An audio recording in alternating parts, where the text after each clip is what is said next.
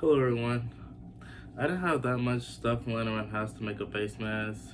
So what I was able to find was a bandana, a piece of paper towel, and a stapler.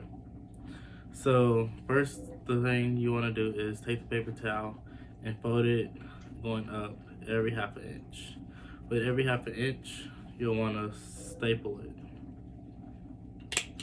So basically, it'll start looking like this. And the end result will look like this. So basically a mask. So you want to take the bandana and fold it into a big triangle.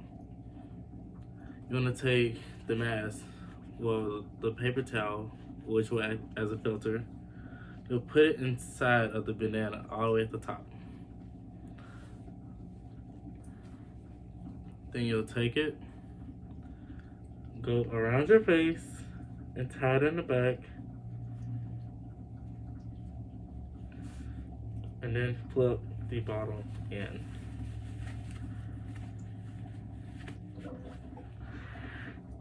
And there you go, there's your mask.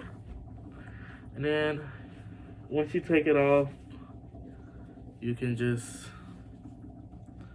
throw the paper away and wash the bandana.